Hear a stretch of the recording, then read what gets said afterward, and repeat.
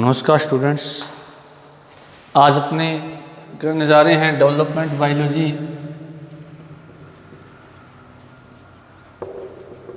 का lecture number 36वां lecture आज अपने करने जा रहे हैं। देखिएगा स्टूडेंट, जो अपना टॉपिक चल रहा था वो था अपना oogenesis। क्या चल रहा था? oogenesis को अपने प्रीवियस क्लास के अंदर देखा कि आरेख की सहायता से समझने का प्रयास किया था कि जो oogenesis की क्रिया है वो किस प्रकार से संपन्न होती है। थोड़ा सा उसको मैं बता देता हूँ, उसके बाद में अपने आगे के टॉपिक पर चलते हैं।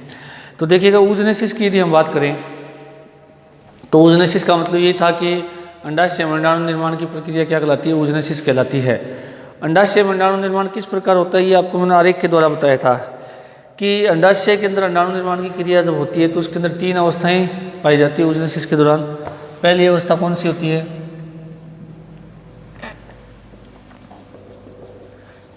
Multiplication stage. दूसरी अवस्था होती है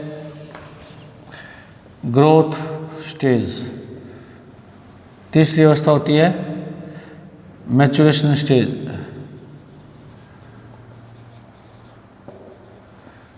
मैच्योरेशन स्टेज, ये 3 स्टेजेज होती है। तो पहली जो अवस्था है मल्टीप्लिकेशन स्टेज, इसके अंदर क्या होता है कि जो अंडाशय की जर्मिनल एपिथेलियम है उन सेल्स के अंदर बार बार समसूत्र विभाजन होते हैं, और समसूत्र विभाजन जब होते हैं तो उससे बनने वाली कोशिकाएं क्या कहलाती है? oogonia कहलाती है। हालांकि यहाँ पुट्टक कोशिकाएं बनती भी हैं जो पुट्टक निर्माण में भाग लेती है, जिनका अपने यहाँ डिस्कशन नहीं करेंगे, जिनको अपने अंडाशय के अंदर संरचना में पढ़ चुके हैं। यहाँ पर हम केवल बात कर रहे हैं oogonia और oogonia से बनने वाले अंडाणु की बात अपनी यहाँ पर करेंगे।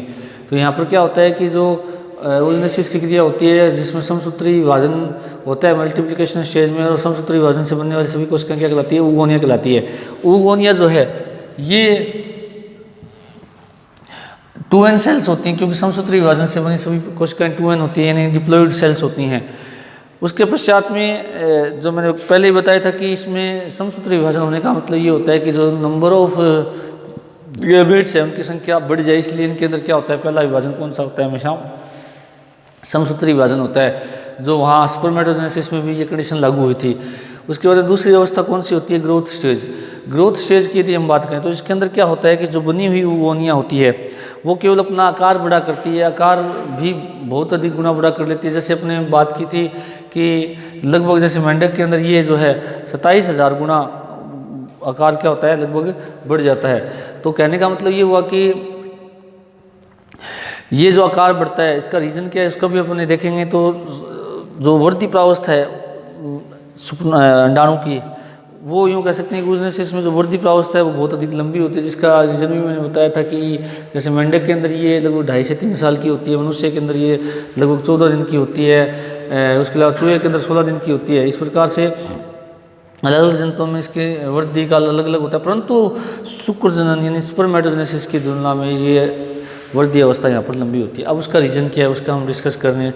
तो वृद्धि अवस्था के अंदर जो बनने वाली कोशिका उसका नाम हमेशा प्राइमरी oocyte रहता है। क्या रहता है? प्राइमरी oocyte बनती है। प्राइमरी oocyte जो बनती है उसका आकार oogonia की तुलना में बहुत अधिक हो जाता है। जैसे मेंढक के अंदर एग्जाम्पल बताया 10,000 गुना बड़ा हो जाता है। अब उसका रीज़न क्या है? क्योंकि ग्रोथ स्टेज के अंदर एक जब अंडाणु का निर्माण होता है तो अंडाणु निर्माण के दौरान जो भी यूँ कह सकते हैं कि चेंजेस होते हैं या जिन पदार्थों को इकट्ठा करना होता है ताकि आगे भ्रूणीय डेवलपमेंट में उन पदार्थों का उपयोग किया जाए, तो उन सभी पदार्थों की तैयारी जो है वो किसके अंदर की जाती है? ग्रोथ स्टेज के अंदर की जाती है। यूँ कहते हैं उन सभी पदार्थों का जो को इकट्ठा किया जाता है या उन सभी पदार्थों को जो बनाया जाता है कोशिका के द्वारा, कौन सी स्टेज में बनाया जाता है? ग्रोथ स्टेज में। इसलिए इस अवस्था में क्या लगता है? समय लगता है। अब देखिएगा कि ग्रोथ स्टेज को 2 भागों में बांटा गया है।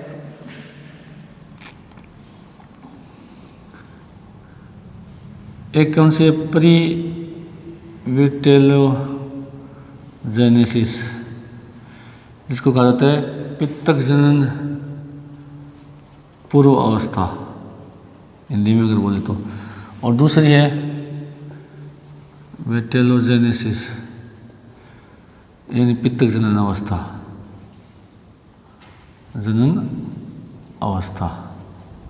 या पित्तक निर्माण कह दो, या पित्तक निर्माण पूर्व अवस्था और पित्तक निर्माण अवस्था, इस प्रकार से अपने इसको नाम दे सकते हैं।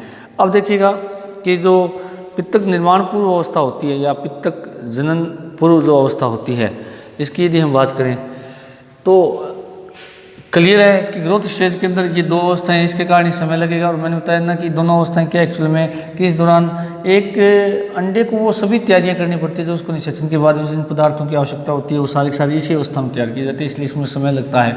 अब देखिएगा प्री विटिलोजेनेसिस और विटिलोजेनेसिस को दो भागों में बांट लिया। अब विटिलोजेनेसिस जो है, प्री विटिलोजेनेसिस जो है, ये विटिलोजेनेसिस से पहले की घटना है और इसके दौरान कहाँ कहाँ चेंजेस होते हैं तो न्यूक्लियस में होता है, एक साइटोप्लाज्म में। कहाँ कहाँ चेंजेस होते हैं? न्यूक्लियस में, देखिए साइटोप्लाज्म में। किस किस में आते हैं? न्यूक्लियस और साइटोप्लाज्म में। तो न्यूक्लियस या यूँ कह सकते हैं कि यहाँ पर न्यूक्लियर पदार्थों की संख्या में वृद्धि होगी और दूसरे प्रोसेस में क्या होगा, जो साइटोप्लाज्मिक पदार्थ हैं, चाहे वो कोशिकांग हैं चाहे वो साइटोप्लाज्म, उसकी संख्या में क्या होती है? वृद्धि होती है। क्योंकि यदि हम बात करें कोई भी कोशिका है, कोई भी कोशिका के अंदर दो चीज़ हैं, एक तो केंद्र के द्रव होता है जो यहाँ स्थित होता है, एक होता है साइटोप्लाज्मिक द्रव जो यहाँ स्थित होता है केंद्र के बाहर और जो मेम्ब्रेन होती है सेल मेम्ब्रेन के बीच में स्थित होता है। इस पदार्थ में वृद्धि होगी। इस पदार्थ में वृद्धि होने का मतलब द्रव में तो वृद्धि होगी, साथ में जो कोशिकांग है, चाहे एंडोप्लाज्मिक रेटिकुलम है, चाहे माइटोकॉन्ड्रिया है, चाहे गोल्गी बॉडी है, उन सब के अंदर क्या संख्या में वृद्धि होती है। साथ में अब केंद्र के अंदर हम बात करें तो केंद्र के द्रव में वृद्धि होगी और साथ में क्या होता है, जो अपने यहाँ पर मौजूद डीएनए हैं और जो प्रोटीन्स हैं, एमआरएनए, उनकी संख्या में भी क्या होती है? वृद्धि होती है। तो वो सारी घटना किस में आती है? पित्तक जनन पूर्व अवस्था में आती है। तो इसलिए इसको दोनों को अपने को अलग अलग पढ़ना पड़ेगा। फिर अगली अवस्था कौन सी होती है? पित्तक जनन अवस्था। पित्तक जनन अवस्था के अंदर आपको बताया कि किसका निर्माण होता है? पित्तक का निर्माण होता है। और पित्तक या योग क्या होता है? ये कार्बोहाइड्रेट, प्रोटीन, वसा, या यूँ कह सकते हैं कि ग्लाइकोजन, प्रोटीन और वसा, उसके अलावा फास्फोलिपिड, ग्लाइकोजन का बना हुआ क्या होता है कि तरल पदार्थ होता है, या यूँ कह सकते हैं गाढ़ा पदार्थ होता है। ये जो पदार्थ है ये क्या करता है कि इसको निर्माण की प्रक्रिया या इसके बनने की क्रिया क्या कहलाती है? पित्तक जनन कहलाती है। तो पित्तक जनन का मतलब क्या हुआ? पित्तक निर्माण की क्रिया, या यूँ कह सकते हैं कि अंडाशय में पित्तक निर्माण की क्रिया क्या कहलाती है? पित्तक जनन कहलाती है। और पित्तक निर्माण कौन से उसमें हो रहा है? योग, इसको हिंदी में योग कहते हैं। तो योग या पित्तक कौन सी अवस्था में बन रहा है? वृद्धि अवस्था में बन रहा है। वृद्धि अवस्था की कौन सी अवस्था में बन रहा है? पित्तक जनन अवस्था में। तो पित्तक का यदि हम रासायनिक संगठन की बात करें तो उसके अंदर लगभग 48% जल होता है, 16.7% प्रोटीन होता है, 32.6% फास्फोलिपिड होता है और कुछ मात्रा में वसा और कार्बोहाइड्रेट होते हैं जो लगभग 1% होता है। यदि मतलब अगर मुख्य एलिमेंट की बात करें पित्तक की, तो पित्तक का मुख्य एलिमेंट होता है अपना प्रोटीन, क्योंकि प्रोटीन जो है वो परिवर्तित होते भ्रूण को पोषण प्रदान करता है, उसके बनने में क्या होता है? सहायक होता है। तो पित्तक निर्माण की क्रिया पित्तक जनन अवस्था में आती है। फिर बात आती है मैच्योरेशन स्टेज की। तो मैच्योरेशन स्टेज की यदि हम बात करें तो मैच्योरेशन स्टेज के अंदर कुछ नहीं है, जो प्राइमरी oocyte जो जिसने अपने आकार को बड़ा किया था वो आगे मैच्योरेशन स्टेज में जाती है। मैच्योरेशन स्टेज में जैसे जाती है तो यहाँ पर क्या होता है कि प्रथम विभाजन होता है अर्धसूत्री, जिसको हमने न्यूनकारी विभाजन कहा था, जिसके द्वारा दो प्रकार की कोशिकाएं बनती है। एक तो सेकेंडरी oocyte बनती है और एक बनती है अपनी polar body, first polar body, अब जिसको ध्रुवीय इकाई भी कहते हैं। तो जो सेकेंडरी oocyte है और जो पोलर बॉडी दोनों हैप्लॉइड होती है, नहीं अगुणित होती है। उसका रीज़न आपको पता होना चाहिए कि अर्धसूत्री जो फर्स्ट विभाजन होता है वो न्यूनकारी विभाजन होता है। न्यूनकारी का मतलब ये होता है कि उस दौरान जो गुणसूत्र है वो मात्र कोशिका से क्या रह जाते हैं? आधे, क्योंकि जो प्राइमरी oocyte थी वो क्या थी? डिप्लॉइड सेल थी। और जैसे उसमें अर्धसूत्री फर्स्ट हुआ तो एक सेकेंडरी oocyte का निर्माण हुआ और एक पोलर बॉडी फर्स्ट का निर्माण हुआ। तो इन दोनों ही ये हैप्लॉइड रह जाते, जबकि प्राइमरी oocyte क्या थी? डिप्लॉइड थी, और ये दोनों हैप्लॉइड। इसका मतलब ये क्या हो गया? अपना न्यूनकारी विभाजन हो गया। उसके बाद में यदि हम बात करें कि अर्धसूत्री फर्स्ट न्यूनकारी है, उसके बाद में इसके अंदर क्या होता है? अर्धसूत्री सेकंड होता है, जो कि समसूत्री की तरह होता है, क्योंकि इसके अंदर जो हैप्लॉइड सेल है वो अर्धसूत्री सेकंड करके हैप्लॉइड ही बनी रहती है। तो इसके अंदर सेकेंडरी oocyte से जब विभाजन होता है तो फिर इससे दो प्रकार की कोशिकाएं बनती है। एक बड़ी कोशिका जो कि हैप्लॉइड होती है, जिसको हम कोहा कहते हैं, और एक छोटी कोशिका जिसको पोलर बॉडी सेकंड कहा जाता है। उसके बाद में जो पोलर बॉडी फर्स्ट थी उसके अंदर भी अर्धसूत्री सेकंड होता है, जिसके द्वारा फिर क्या होता है कि दो समान आकार की छोटी कोशिकाएं बनती है, जिनको पोलर बॉडी क्या कहा जाता है? सेकंड कहा जाता है। अब क्या होता है कि अंत में हम देखेंगे तो एक तो ओवा बन गया और तीन क्या बन गई? Polar body. एक पोलर बॉडी तो बनी है सेकेंडरी oocyte से और दो पोलर बॉडी किसके द्वारा बनी है? पोलर बॉडी फर्स्ट के द्वारा अर्धसूत्री सेकंड विभाजन से बनी है। तो इस प्रकार जब ऊजने से इसकी प्रक्रिया पूरी होती है तो एक उगोनिया से अगर हम देखा जाए तो एक ओवा बनता है और 3 पोलर बॉडी बनती है। तो कई बार प्रश्न पूछा जाता है कि ओवा कितने बनते हैं, तो ओवा एक ही बनता है, और पोलर बॉडी कितनी बनती है, 3 बनती है। कई बार ये पूछा जाता है कि एक oogenesis के दौरान एक oogonia से कोशिकाएं कितनी बनती है, तो कोशिकाएं कितनी बनती है, 4 बनती है। कोशिकाएं 4 है, परंतु उनमें से ओवा कितना है, 1 है, और 3 क्या है, पोलर बॉडी। अब पोलर बॉडी है, उनका कोई काम नहीं होता है, वो कुछ समय तक अंडाशय में पड़ी रहती है, उसके बाद डिग्रेड हो जाती है, डिजेनरेट हो जाती है, और अंडाशय के अंदर ही वो अपघटित होकर के पड़ी रहती है, और उनका कोई यूज़ नहीं होता। ओवा जो है आगे अंडोत्सर्ग की क्रिया के द्वारा जो है आगे फैलोपियन ट्यूब में जाकर के किसका निर्माण करता है, फिर आगे निषेचन की क्रिया में भाग लेता है। तो ये सारी की सारी प्रक्रिया किसमें संपन्न होती है, oogenesis के अंदर। अब अपने इसको थोड़ा डिटेल में पढ़ते हैं। मल्टीप्लिकेशन स्टेज, इसको हम थोड़ा सा देख लें कि इसके दौरान क्या क्या घटनाएं होती है। तो मल्टीप्लिकेशन जो स्टेज है, इसकी यदि हम बात करें तो इसको मैं थोड़ा साथ में लिख देता हूँ, ताकि आपको नोट्स बनाने में क्या रहेगी, थोड़ी आसानी रहेगी, समझने में भी क्या रहेगी, आसानी। तो मल्टीप्लिकेशन स्टेज, या जिसको हिंदी में क्या कहा जाता है, पहली अवस्था को गुणन प्रावस्था, क्या कहा जाता है इसको, गुणन प्रावस्था।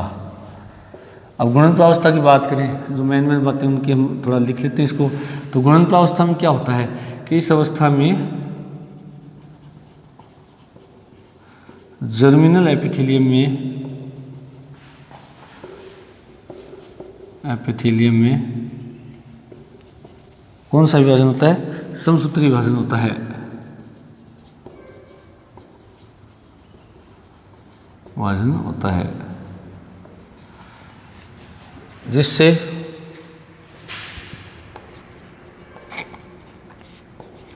द्विगुणित कोशिकाएं बनती हैं। इनको oogonia कहा जाता है।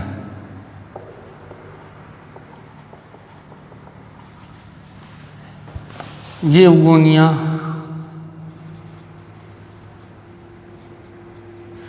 पुनः समसूत्री विभाजन करके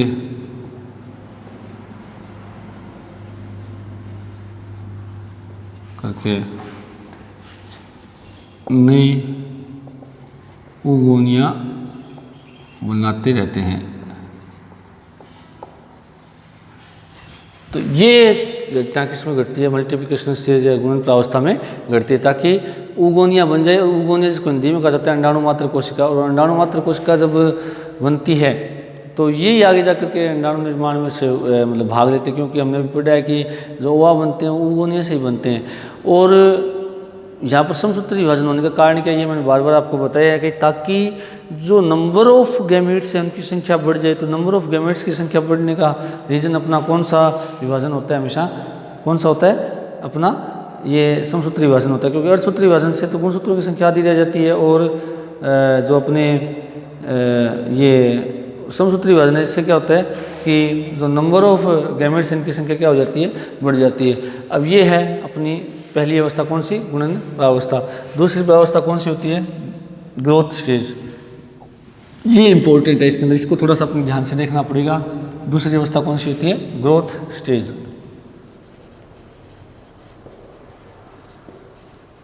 इसको क्या कहा जाता है, वृद्धि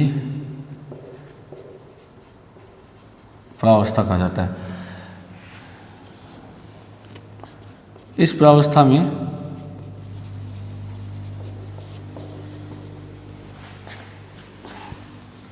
किसी प्रकार का विभाजन नहीं होता। पहली बात तो ये का विभाजन नहीं होता है। इस अवस्था में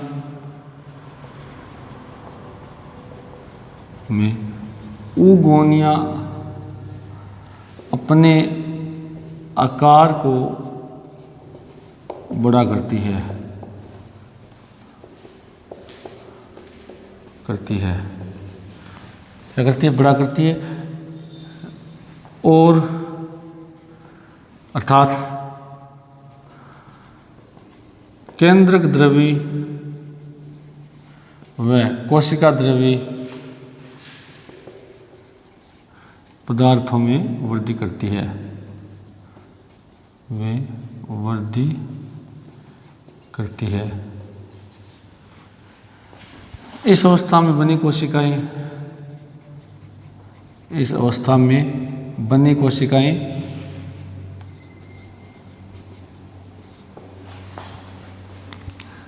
टू एन होती है और इन्हें क्या कहा जाता है,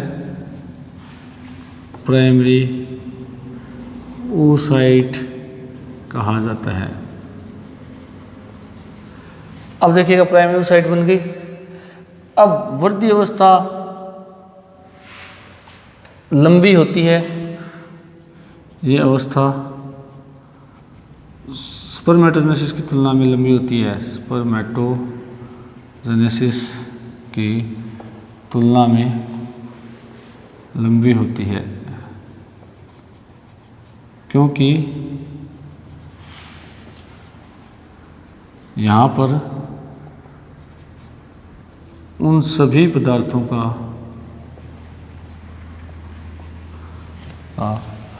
निर्माण या संश्लेषण कह सकते हैं, संश्लेषण किया जाता है जो कि निषेचन के बाद यानी कहते हैं कि अंड में भ्रूण परिवर्धन आवश्यक होते हैं, चाहे वो पितक हो, चाहे mRNA हो, चाहे DNA हो, चाहे प्रोटीन्स हो, चाहे कोशिकांग हो, जितने भी जो इसमें एक कोशिका के अंदर जितने मौजूद होते हैं, चाहे वो केंद्र के द्रव हो, चाहे कोशिकीय द्रव, उन सब की मात्रा में क्या की जाती है, वृद्धि की जाती है। ये अवस्था कई जंतुओं में काफ़ी लंबी होती है जैसे मेंढक में, जैसे फ्रॉग में 2.5 से 3 वर्ष तक, मनुष्य में 14 दिन, चूहे में 16 दिन की होती है। और इस तरह मैंने बताया कि 10,000 गुना तक अंडे जो अपने हैं सेकेंडरी oocyte, उसका आकार क्या हो जाता है, बढ़ जाता है। तो ये क्या कहलाती है, ग्रोथ स्टेज। ये तो इसकी मूल बात होगी कि ग्रोथ स्टेज के अंदर क्या क्या चेंजेस होते हैं या क्या क्या इसमें प्रोसेसिंग होती है। अब बात आती है कि वृद्धि प्रावस्था को 2 भागों में बांटा गया है। इस अवस्था को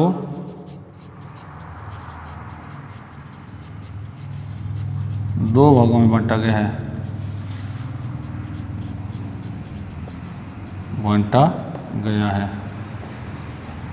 पहला कौन सा है, प्री विटेलोजेनेसिस, और दूसरी स्टेज कौन सी है, विटेलोजेनेसिस।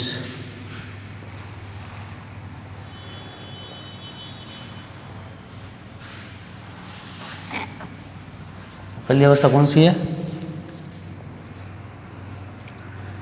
पितक जनन पूर्व अवस्था।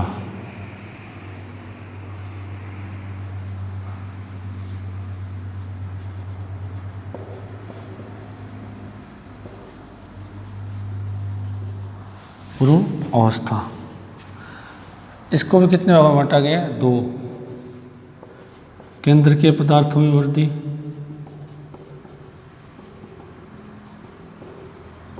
और दूसरी कौन सी है, कोशिका द्रव्य पदार्थों में वृद्धि,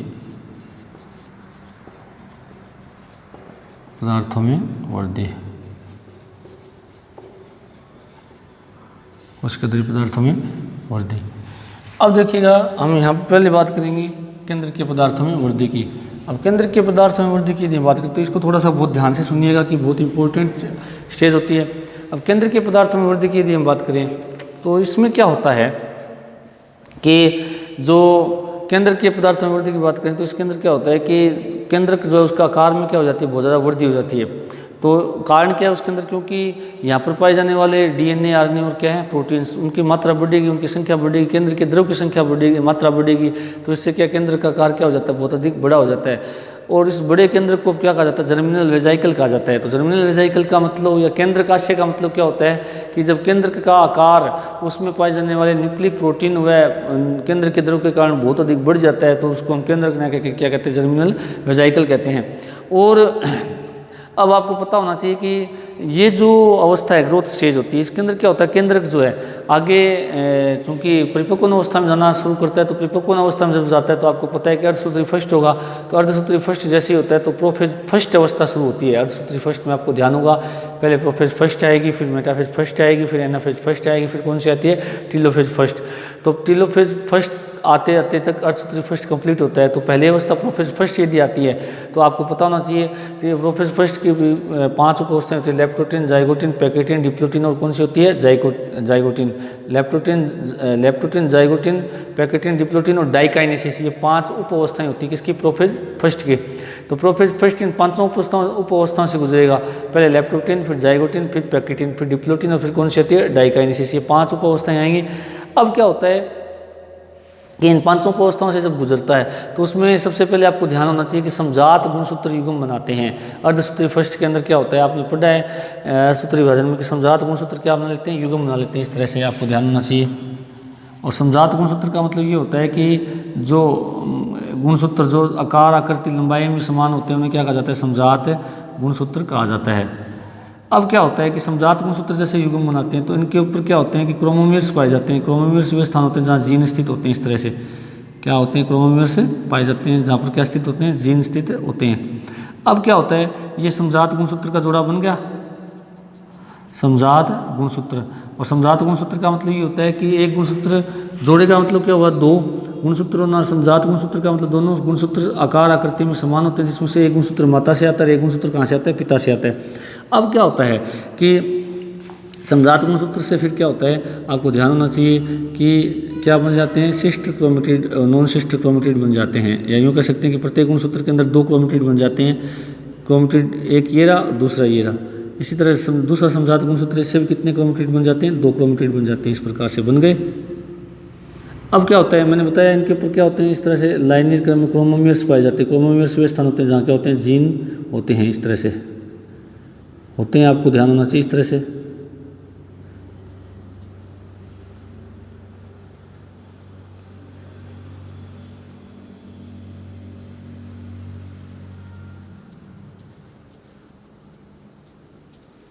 अब क्या होता है कि जहाँ पर क्रोमोमीर स्थित होते हैं वहाँ पर गुणसूत्र जो है वो पार्श्व में लूप बना लेता है। इस प्रकार से अगर अपन देखें थोड़ा सा इसको यूँ,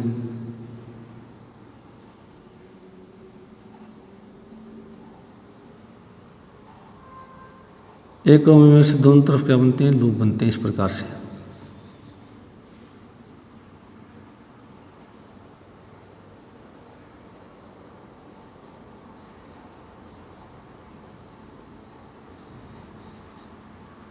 इस तरह से क्या बनते हैं, लूप बनते हैं। इसी प्रकार दूसरा क्रोमोमीर है, उससे भी लूप बन जाएगा। क्रोमोमीर जहाँ जाओगे वहाँ क्या बनते हैं, लूप बनते हैं।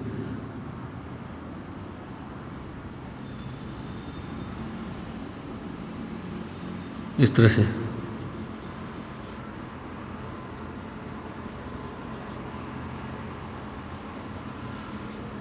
क्या बनते हैं, लूप बन जाते हैं। ये लूप बन गए। दोनों समजात गुणसूत्र के दोनों के जहाँ जहाँ क्रोमोमीर स्थित होते हैं वहाँ पर एक क्रोमोमीर जहाँ स्थित होता है उसके दोनों तरफ क्या बनते हैं, 2 लूप बन जाते हैं। जैसे ये क्रोमोमीर था अपनी, मान ली इसके एक तरफ एक लूप बन गया, दूसरी तरफ दूसरा लूप बन गया। तो जो समजात गुणसूत्र हैं वो लूप बनने से क्या होते हैं, लूप बनने से क्या होते हैं कि बहुत बड़े हो जाते हैं। और दूसरा इनको अब हम समजात नए गुणसूत्र करके क्या कहते हैं, लैंप ब्रुश क्रोमोसोम, क्या कहते हैं, लैंप ब्रुश क्रोमोसोम कहा जाता है। लैंप ब्रुश क्रोमोसोम गुणसूत्र कहा जाता है। क्यों कहा जाता है, क्योंकि ये गुणसूत्र बड़े तो हो ही जाते हैं आकार में, साथ में क्या होता है इनके साइडों में लूप निकल जाते हैं। लूप अब आपने देखा होगा कि जो अपने बोतल साफ करने वाला ब्रश होता है वो इस तरह से ही होता है। आपने देखा होगा ध्यान से कभी इसको, उसमें इस तरह से होता है, तो ये उसकी तरह दिखाई देने लग जाते हैं, इसलिए इन गुणसूत्रों को क्या कहा जाता है, लैंप ब्रूस क्रोमोसोम। और ये सभी के अंदर नहीं पाए जाते।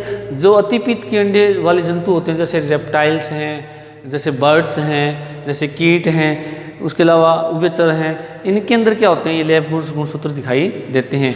तो लैंप ब्रूस गुणसूत्र क्या है एक्चुअल में, वापस देखिएगा। और ये केंद्र के पदार्थों में वृद्धि का ही परिणाम है कि केंद्र के पदार्थों में जब वृद्धि होती है तो उस दौरान क्या होता है कि जो सबसे पहले समजात गुणसूत्र है वो युग्म बनाते हैं। किसमें बनाते, क्या करते हैं, समजात गुणसूत्र युग्म बनाते हैं, जिसमें से एक गुणसूत्र माता से आता है, दूसरा कहाँ से आता है, पिता से आता है। और दोनों गुणसूत्रों को युग्म बनाने के बाद इनमें क्रोमेटिड्स का निर्माण होता है। क्रोमेटिड्स बनने के बाद में क्या होता है कि इनके क्रोमोमीर्स पाए जाते हैं। क्रोमोमीर्स वे स्थान होते हैं जहाँ जीन स्थित होते हैं।